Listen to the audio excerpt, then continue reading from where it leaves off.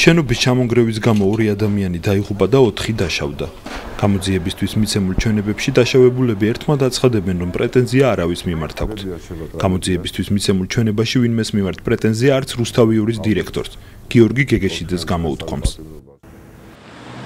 რუსთავიურმა დაკარგა სამშენებლო სამუშაოებში გადახდილი 1 მილიონი ლარი. დაინგრა 5 სართულიანი შენობა, გაუნადგურდა აპარატურა. საქალაქო სასამართლოს ინფორმაციით ზარალის ანაზღაურების მოთხოვნით რუსთავიურ სასამართლოში სარჩელი არ შეუტანია. რუსთავიურს ჩვენ კომენტარი 1 კვირის განმავლობაში რამდენჯერ მივთხოვეთ, თუმცა საბოლოოდ პოზიციის დაფიქსირება არ ისურვეს. კომპანიის წარმომადგენელი შეკვირდა, რომ დაგვიკავშირდებოდა, მაგრამ აღარ დაგვკავშირებია. ძალიან გთხოვთ, რომ სწრაფად გამოგებინოთ პასუხი, იმიტომ რომ მართლა რამდენიმე დღეა უკვე გელოდებით, რომ ვიცი, მაგრამ სამწუხაროდ ისკვეთ ვერ მოხერხდა.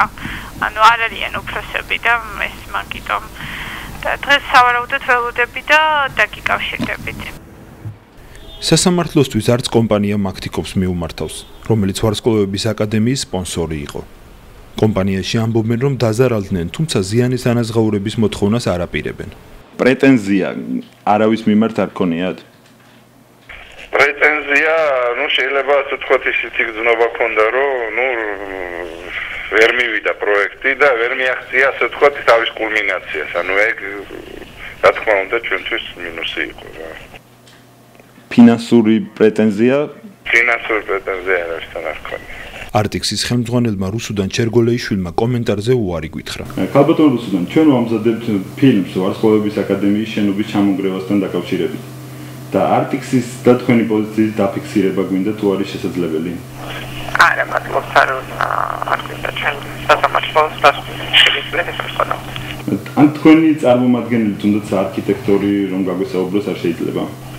არა, შეიძლება. და შეიძლება ტელეფონით გითხოთ? იურისტების განმარტებით უნებართო სამუშაოების გამოვლენა მერიის ზედამხედველობის სამსახურს ევალება.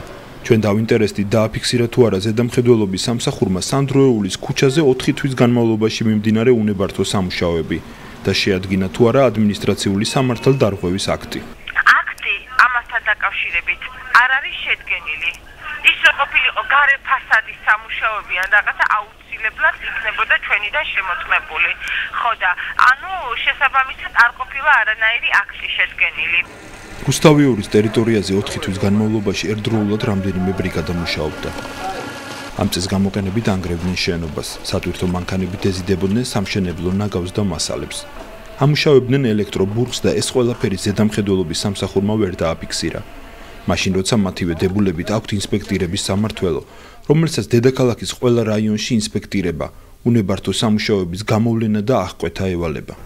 ეს არის ძალიან სერიოზული ერთდროულად რამდენიმე კანონის მოთხოვნის უხეში დარღვევის შედეგი, თორემ სხვაგვარად ასეთი მძიმე შედეგი არ უნდა დამდგარიყო.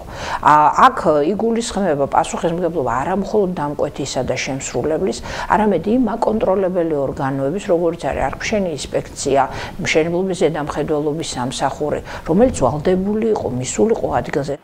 სანდროეულის ქუჩაზე რუსთავიური სამშენებლო სამუშაოებს ისევ აწარმოებს, ოღონდ ამჯერად შეთანხმებული პროექტის და ნებართვის მიხედვით.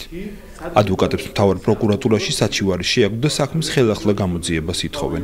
გარდაცვლილი ნიკა გელაშვილის ოჯახს იმედი აქვს, რომ გვასალიას გარდა საბრალდებო სკამზე სხვაებიც აღმოჩნდებიან.